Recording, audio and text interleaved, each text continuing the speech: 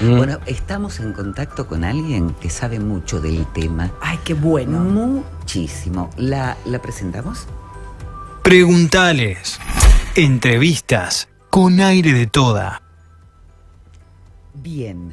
Estamos en contacto con Ariadna Gallo, que es doctora en Ciencias Políticas. Bueno, es muchas otras cosas más, ¿no?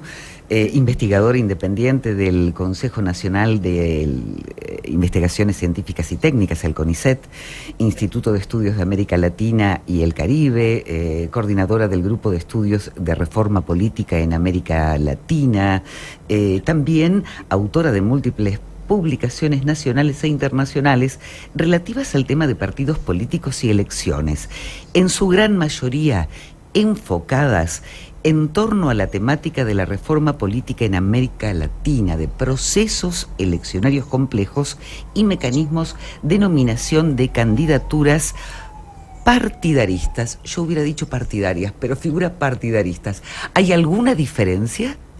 ¿Cómo estás, Ariadna? Hola, ¿qué tal? Buenas noches a toda la audiencia. Muchas gracias por la presentación. No partidarias respecto a esa pregunta en particular. Sí. Bien. Ariadna, mi especialidad, sí. Ariadna, el estudio de... Sí, te escucho, perdón. Te escucho. Decías. No, que esa era mi especialidad, el estudio de los mecanismos de nominación de candidaturas partidarias, entre ellas las primarias abiertas, que hoy es un tema candente. ¿Cómo no? Bueno, has escrito junto a Carolina Pérez Rous un artículo que realmente es muy interesante, un estudio sociológico, en verdad, referido a las PASO, ¿no? A las primarias abiertas, simultáneas y obligatorias, que cumplieron 10 años. Este año cumplieron 10 años. Y este artículo responde básicamente a la pregunta de si las PASO han cumplido su objetivo, si hoy este sistema realmente respeta el espíritu de la ley que las creó. Empezamos por el principio. ¿Cuál es ese espíritu? ¿Cuál era el objetivo primario de las PASO? Exactamente, muy bien hecha la pregunta, porque en realidad este año se cumplen 10 años de su primera implementación. La ley fue sancionada a fines de 2009 y en 2011 se puso en práctica por primera vez. La cuestión que abordamos en ese artículo precisamente trata de esto, de el desajuste que existe entre los propósitos originarios de la legislación y su efectiva implementación y los efectos que en cada elección analizamos por separado sin tener en cuenta este marco general a partir del cual fue sancionada y fue ideada la reforma con su pieza central que son las PASO. Básicamente, en general, cuando tratamos de analizar estas cuestiones hay que remitirse al diagnóstico originario, a cuáles eran las falencias que querían solventarse y por qué se escoge esta herramienta, que en este caso son las PASO, primarias abiertas, simultáneas y obligatorias. Bueno, en el diagnóstico inicial lo que se detectó básicamente es que existía un nivel muy alto de ausencia de democratización interna dentro de los partidos. Esto quiere decir que las candidaturas eran elegidas por métodos sesgados, por métodos centralizados, excluyentes, poco inclusivos de la militancia y la ciudadanía en general, con preeminencia de las estructuras partidarias, del dedazo del líder, y lo que se buscó era abrir estos mecanismos, incorporar a la ciudadanía común y hacerla partícipe de la selección de los candidatos de las fuerzas partidarias que después competirían en las elecciones generales. Esto por un lado. Por otro lado, otra de las cuestiones que se detectó era la existencia de fragmentación en los partidos. Por un lado, había una desnacionalización de los partidos, de los grandes partidos centrales, y una territorialización de la política.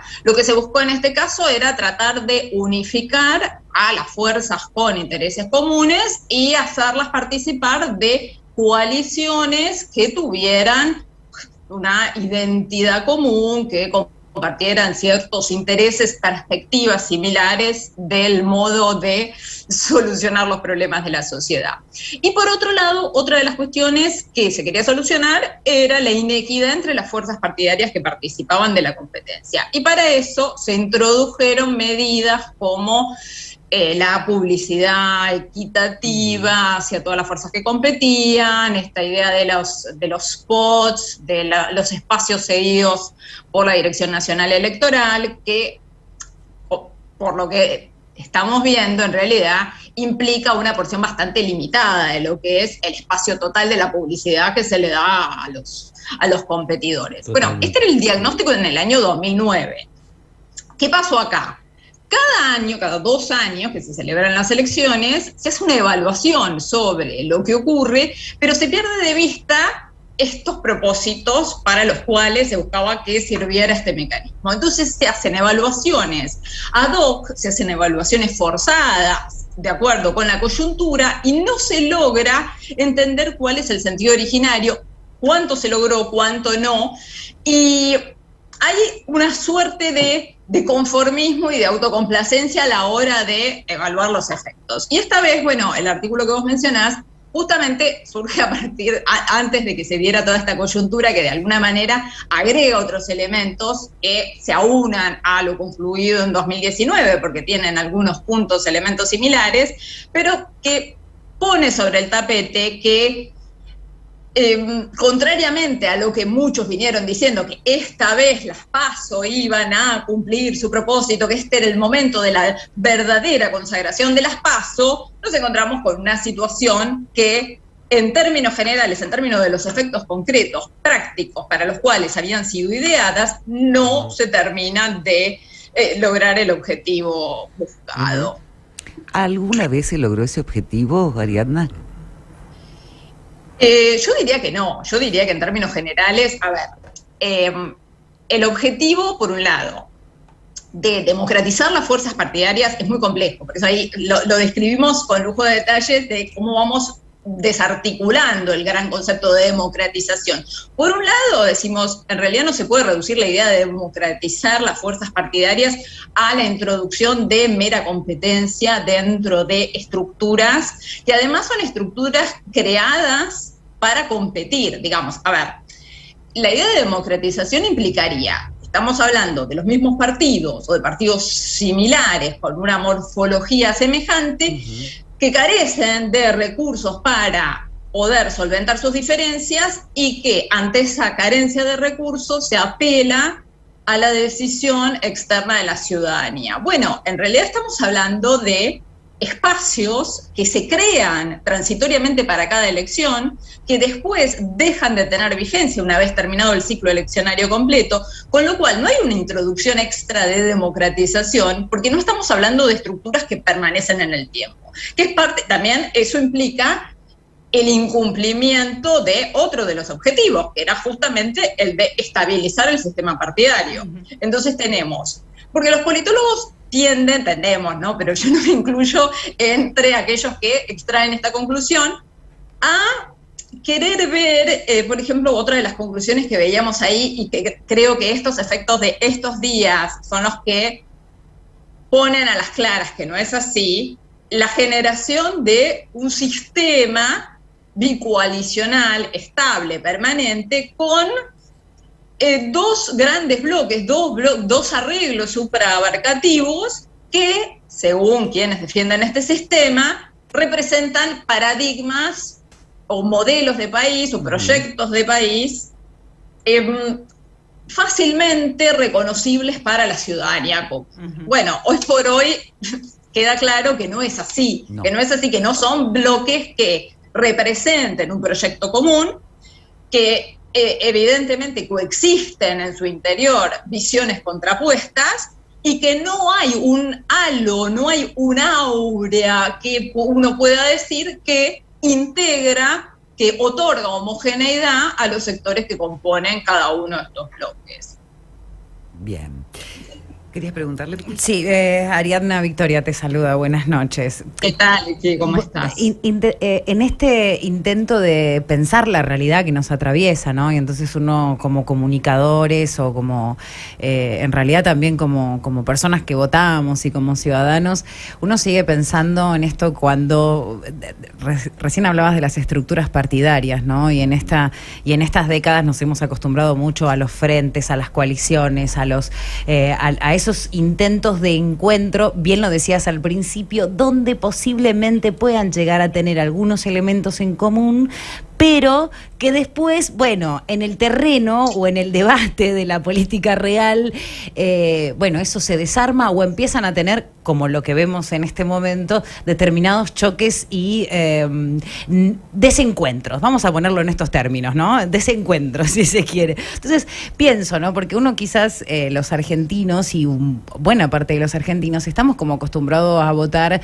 o a pensar o a debatir la política en términos partidarios. Pero cuando uno tiene frentes o coaliciones, el debate y a la hora de pensar en las propuestas y qué se lee y demás, es otro la lectura que podríamos estar haciendo. Quizás me corro un poco de las PASO, pero es interesante ponernos, digo, ya que te tengo a mano, en esto de las crisis de los partidos, porque aparte sos especialista en esto, y en esto de ver de qué manera los partidos representan o no representan, o leen o generan un proyecto de país. Los electores, ¿de qué manera podemos empezar a leer esta realidad que es tan compleja? El ciudadano común y corriente. Vos decías, hay dos grandes estructuras. Bueno, hasta ahí estamos. ¿Y después? Bien, a ver, yo creo que en esto yo disiento con un sector de mi disciplina que sostiene, de nuevo con la línea que venía marcando previamente, que sostiene que se están forjando ciertas identidades suprapartidarias. Y yo creo que es bastante apresurado hablar de identidades suprapartidarias. Es decir, porque esto también, por otro lado, se condice con otra lectura que se superpone, que es la de que en realidad siempre hubo, que esto no es tan distinto a lo que siempre hubo, porque en este momento tenemos un sistema bicoalicional que viene a ser la continuación del sistema bipartidista imperfecto, como sabemos, que rige desde el siglo pasado. En realidad lo que tenemos, si tomamos como corte el proceso de redemocratización de 1983, lo que teníamos era dos grandes partidos que tenían pequeños satélites, pero que las identidades, la identidad justamente entendida como un valor político, que además genera una suerte de afectividad que trasciende la identificación con un programa concreto, que va más allá, digamos, aquellas identidades arraigadas y gestadas a lo largo de la historia que prevalecían independientemente de quién fuera el que circunstancialmente representara al partido en una determinada elección. Bueno, los grandes partidos nacionales en este país fueron los pivotes, fueron las estructuras centrales de las coaliciones que se forjaron en torno a ellos. Lo que se da como novedad, y yo creo también que como proceso fogoneado por la artificiosidad de esta legislación, que de alguna manera es distorsiva, la de las PASO, es que las coaliciones no tienen, por lo menos no lo han tenido circunstancialmente, pero todavía, a ver, no podemos hablar de... estamos hablando de procesos que todavía son muy recientes para efectuar conclusiones contundentes como muchas veces se escuchan o se leen, digamos, en relación a los resultados obtenidos. Por lo tanto, además han sido momentos en los que ha habido muchos cambios intermedios, con lo cual no hay una continuidad suficientemente prolongada en el tiempo como para extraer conclusiones con un grado de rigurosidad necesaria para estas circunstancias. Cuando vino el 2001, el voto bronca, que muchos lo están comparando con este momento, que es el momento en el que implosiona el sistema político, se da fin al bipartidismo que se tenía, se termina de liquidar, porque en realidad el bipartidismo venía ya en un proceso de decadencia, pero estábamos hablando de un proceso que venía desde el 83, con lo cual estamos hablando de casi 20 años. En este momento estamos hablando de el sexto año, se podría decir, en el cual hay dos coaliciones que, y esto de nuevo, no lo puedo escindir de la influencia que tiene la legislación electoral con las PASO como eje central, en esta construcción, en esta matriz partidaria. Desde el 83 hasta 2001, los dos grandes partidos acaparaban, estamos hablando del 70% de las adhesiones. Hoy por hoy, por recién sexto año consecutivo, la tercera elección podríamos decir, estamos hablando de dos coaliciones que ni siquiera se han mantenido ni en su denominación, ni en sus componentes, ni en su morfología, ni en la permanencia de aliados provinciales, con lo cual estamos hablando, e incluso ha habido socios cruzados, aliados que en otro momento... Escribiste en tu artículo un ejemplo que nos toca aquí en la provincia de Santa Fe, justamente de eso, ¿no? Una lista de Juntos por el Cambio, coméntalo, por favor. Exacto, una lista de... Es que además lo traigo también para mostrar la mirada porteñocéntrica, porque el ejemplo que se da ahí es el de una de las listas de Juntos por el Cambio, que salió segunda, sorpresivamente para algunos, que es la lista que aúna a los socialistas, históricos rivales del PRO en la provincia. También en Capital no hay mucha idea de quiénes son los componentes. Yo oía muchos que decían, ganó la candidata radical, la chica radical, otros que decían, ganó el radicalismo, hizo una buena elección porque aquel que era apoyado por Lustó hizo una buena elección. Entonces, y yo decía, pero a ver, ¿quién fue el último, el anteúltimo ahora, ¿no? Pero el último, el que está ahora, presidente del Comité Nacional del Radicalismo, salió cuarto, como para decir que el radicalismo en Santa Fe ganó? Digo, me parece que hay una interpretación. Confusión. Esto también es otra confusión, y es otra de las cosas que también se prestan con las PASO. Establecer ganadores y perdedores absolutos, y por otro lado, establecer qué representa cada subsector dentro de una alianza más abarcativa. Y también pero eso meritaría otra lectura. Sí. ¿Qué tal? ¿Cómo estás? Ariadna Marcelo te habla. ¿Qué tal? ¿Qué tal, Marcelo? También da pie a los personalismos, ¿no? Digo, hay una vuelta a los personalismos y una medida de personajes, y digo personajes bien claramente, venidos no del campo político, no de la arena política ni de la militancia, sino que son captadores de seguidores, de like y de votos en la mejor de las condiciones.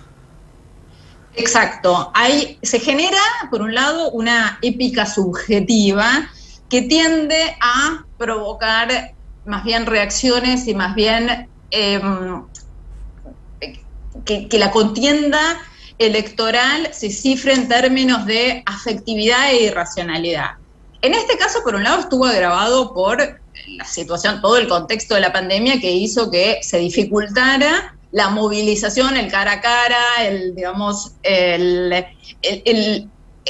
trazar, el que se produjera una construcción y un armado y un acumulado de militancia propiamente dicha. Entonces, prevalecieron figuras públicas, más que en otras elecciones, figuras públicas, figuras ya instaladas. Pero esto además, en esta elección en particular, además de, cada caso yo creo que ameritaría un análisis aparte, pero en particular lo que hace este sistema es, porque pensemos que nosotros en nuestro país tenemos elecciones de medio término, cada 2 años hay elecciones, y termina una elección, asumen las nuevas autoridades o se recambian, los legisladores en una elección de medio término, y ya año y medio empieza el debate por las PASO para la elección siguiente. ¿Qué hace, qué produce esto? ¿Qué efectos se generan? Que haya una constante interpelación al público general, al público amplio, y una ausencia de construcción puertas adentro. Porque esto es lo que hace también que no haya partidos sólidos, fogonea, potencia, fomenta tendencias ya existentes en la dirección de debilitar lo que es la verdadera militancia política, la construcción de cara al interior, el debate de ideas, de propuestas, la socialización política, la transmisión de valores políticos, la canalización de demandas, intereses, expectativas ciudadanas en una estructura que a su vez tiene que tener una infraestructura logística para que pueda generarse diversos ámbitos de intervención, no solo la arena electoral, sino... Es una situación de campaña permanente, en realidad, donde los triunfantes también se olvidan de gestionar porque también están en campaña permanente. O sea, el único objetivo es permanecer, nada más. Sí, es desgastante. Exacto, exacto. Ariadna, hay una... Sí. Te quería preguntar algo, no sé, es una consideración, y creo que vos pensás lo mismo. Sí. Las PASO no son lo mejor, pero las previas, o la previa, la elección del candidato para la PASO es destructiva. Por supuesto, digamos, a ver, que las PASO son lo mejor, dijiste, no. No, las PASO no son lo mejor, pero peor que las PASO es la instancia previa de la elección del candidato que entra en las PASO. Exacto, es que cuando hablamos de las PASO en realidad hablamos de todo el sistema. Es un sistema en el cual, por un lado, la nominación de candidatos se da en 2 fases, porque se da... En un momento se tiene que establecer cómo se componen las alianzas, o sea, se establece quién es aliado de quién, y 10 días después se establece quién compite contra quién. Esto en un marco en el cual, si bien desde el punto de vista de la legislación se admite que sean partidos, o sea, el término agrupaciones engloba partidos políticos, alianzas transitorias o confederaciones de partidos que prácticamente no existen. En general lo que han competido son alianzas transitorias. Esto no es nuevo de esta legislación, viene del anterior, pero no se alteró. Y lo que hace esto, reforzando con lo que decía también Marcelo, es que tenés una estructura que, por definición, por su propia ontología, es transitoria, y le estás otorgando la facultad de presentarse al público masivo a lo largo de lo que dure la campaña, que en elecciones generales dura desde que se lanzan las PASO puede durar hasta que se resuelva el balotaje. Entonces, tenés una estructura que por su propia naturaleza es transitoria, pero la tenés exhibiéndola al público masivo durante un periodo enorme de tiempo.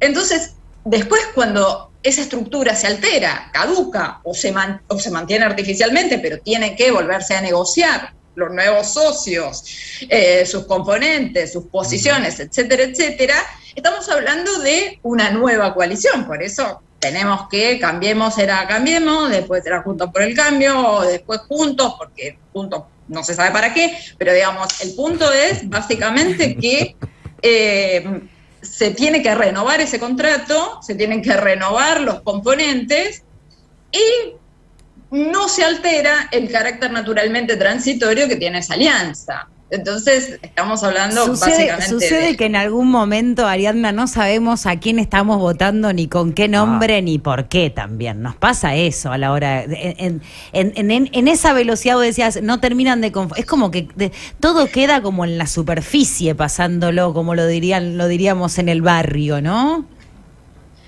Completamente, exactamente eso es lo que sucede.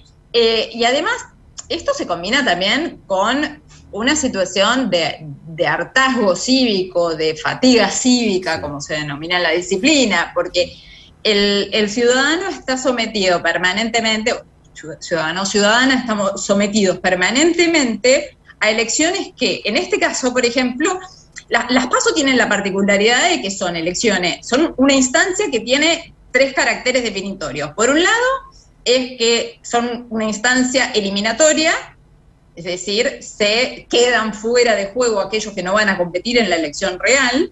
Por otro lado, son una instancia no dilucidatoria, es decir, no se elige nada.